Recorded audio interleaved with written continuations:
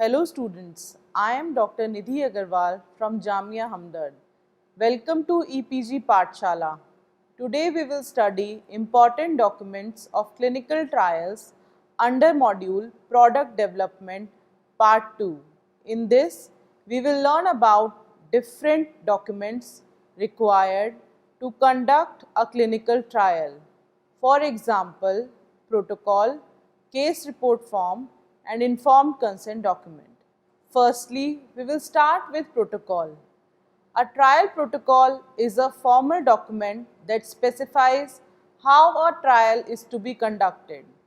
It describes the objective, design, methodology, statistical considerations, and administrative structure required to conduct a clinical trial. Protocol is a scientific, administrative, and organizational project guideline that may be the basis of a contractual relationship between an investigator and a trial sponsor. Now, who can write a protocol? A protocol is a team effort which comprises of investigator, co-investigator, a clinical scientist depending on the type of the trial, medical statistician. Coming to the questions which are addressed by a protocol. The following questions are being addressed, like what is the clinical question being asked by the trial? How should it be answered in compliance with the standard ethical and regulatory requirements? What analysis should be performed in order to produce meaningful results? And lastly, how will the results be presented? Qualities of a good protocol. A protocol should be clear, comprehensive, easy to navigate, and unambiguous. It is designed in accordance with the current principles of good clinical practice and other required regulatory guidelines. It should give a sound scientific background of the trial. The protocol should clearly identify the benefits and risks of being recruited into the trial. It should plainly describe trial methodology and practicalities. The protocol should clearly indicate that it is ensuring the right, safety, and well-being of the trial participant, and they should not be compromised. The protocol should give enough relevant information to make the trial and its results reproducible. It should indicate all features that assure the quality of every aspect of the trial. Coming to the key components of a trial protocol. A trial protocol should comprises firstly of the protocol information page, which should have a trial title. The title should be short, reflect the design, type of population, and aim of the trial. The title should include the medicinal products, the nature of the treatment, and any comparator or placebos. It should also have the indication and the setting. The next component which should be included on the protocol information page is trial identification number, protocol version number, date on which it is being prepared, investigational site, investigators, and details of the sponsor. Coming to the table of contents of a protocol, the table of contents should have following components, first being protocol information page, study summary or the synopsis, a trial flowchart, a detailed introduction indicating the background and rationale, the study objective, investigational plan indicating the safety and efficacy evaluation, statistical issues, ethical requirement of the trial, regulatory requirement and administrative issues and monitoring, references, and the list of appendices. Now coming to the trial summary or synopsis. The trial summary should indicate full title, details of principal investigator, planned study dates, objectives, study design, study population, treatments, procedures, sample size, outcome measures and statistical methods. Coming to flowchart. A flowchart is a schematic diagram that summarizes trial design, procedures and stages. It is also termed as consort chart. Now coming to background and rationale of the trial.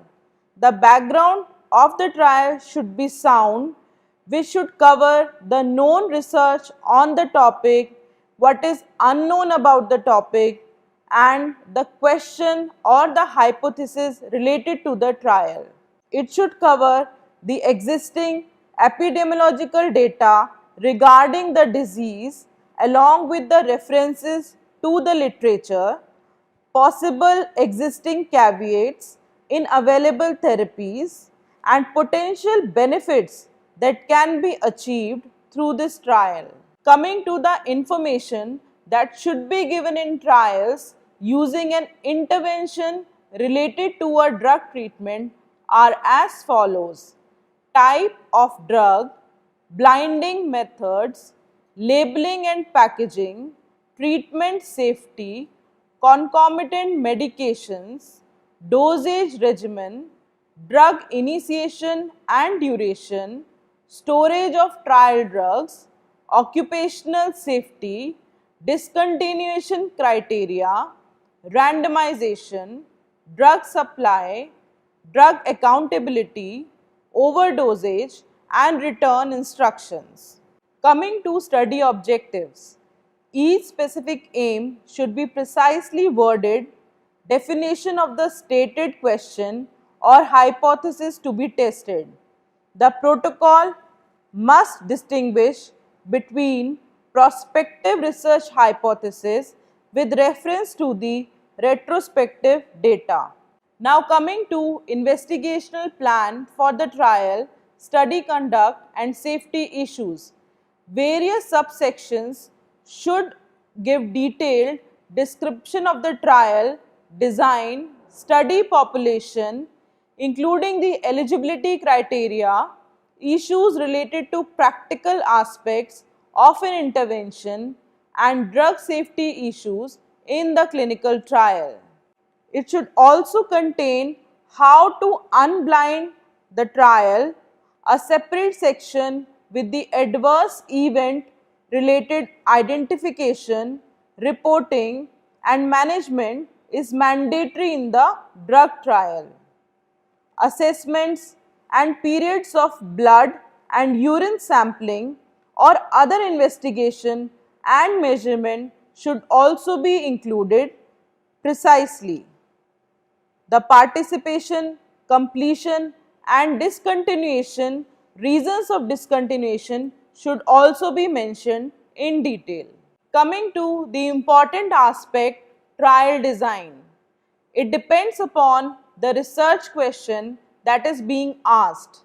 The design specification should be able to reflect the type of treatment and number of treatments, method of randomization, type of blinding, type of study question and study medication.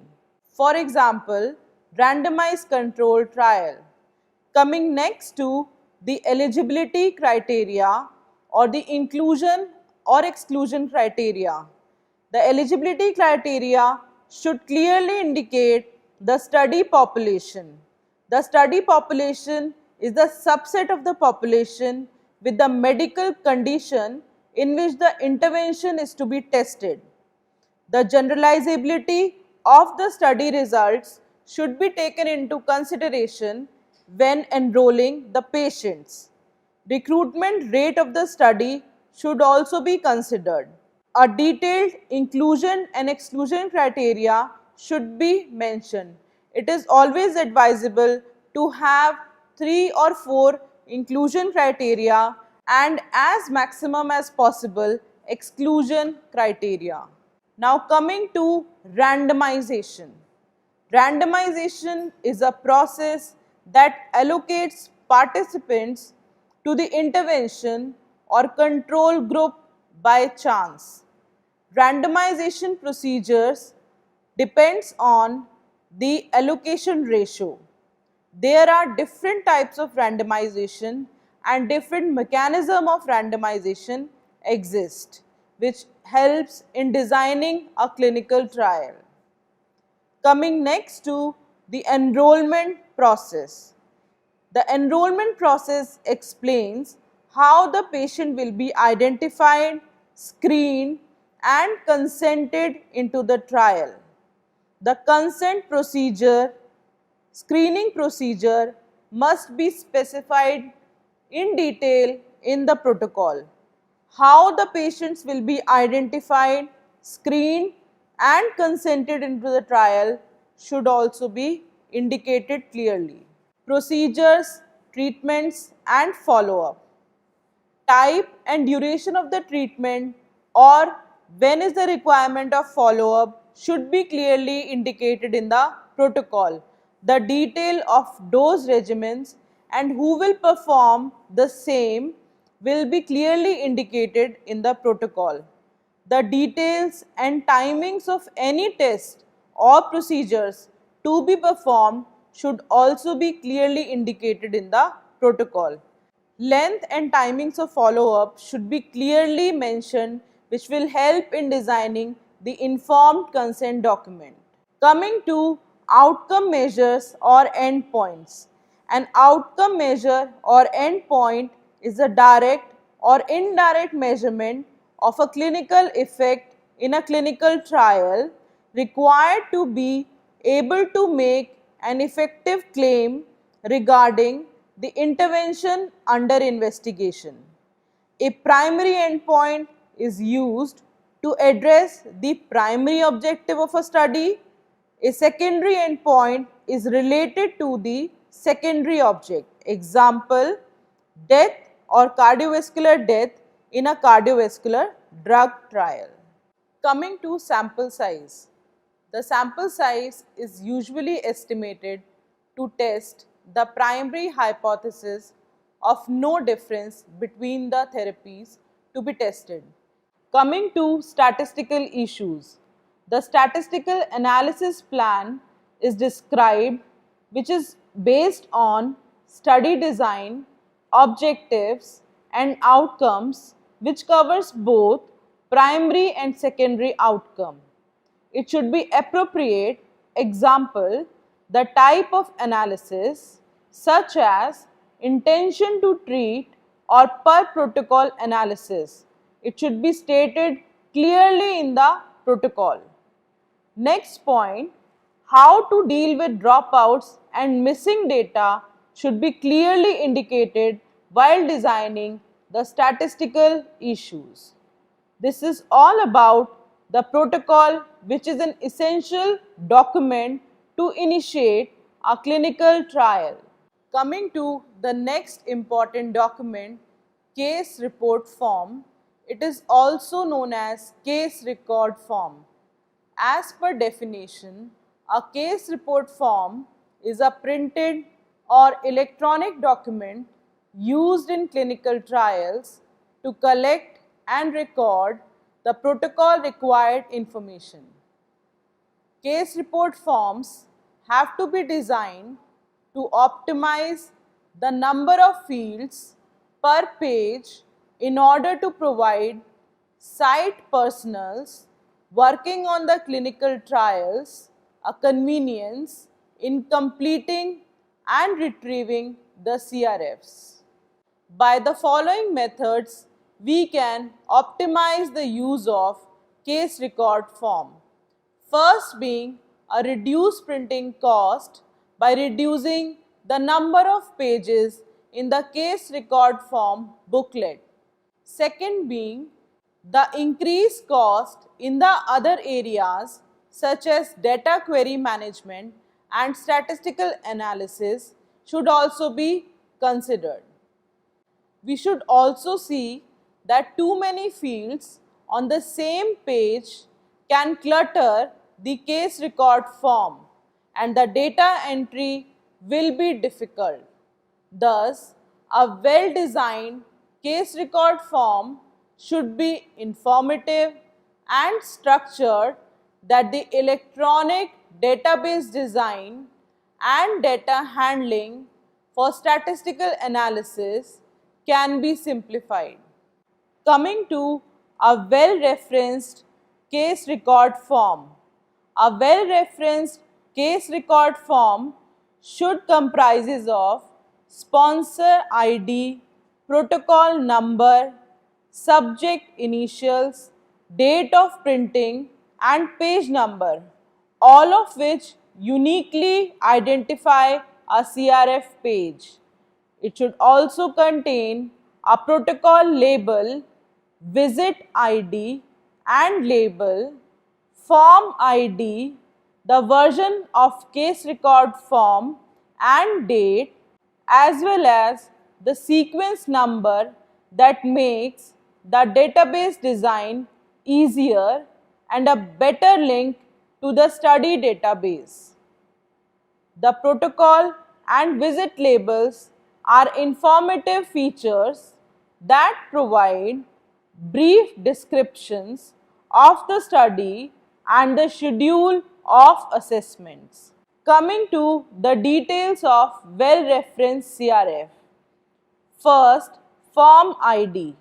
It is used to identify how the case record form page is linked to the database.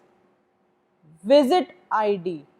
It identifies how observations are archived in the database and also acts as a unique identifier of time-dependent data. Case record form version number. It is a critical field that not only prevents using an incorrect case record form but also confirms that there is no change made to the page.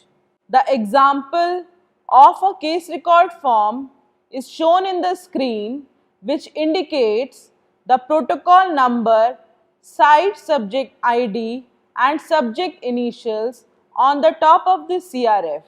Then comes the name of the sponsor and protocol number, which is followed by the inclusion criteria. Date of printing and page number should also be mentioned in the paper CRF. After that, on the next page, there should be a protocol label, site subject ID and subject initials, which is being followed by the visit ID and label and the form ID. The CRF version and date should also be written clearly on the paper CRF. The sequence number, if photocopied, should also be mentioned. Coming to an example of the table of contents of case record form.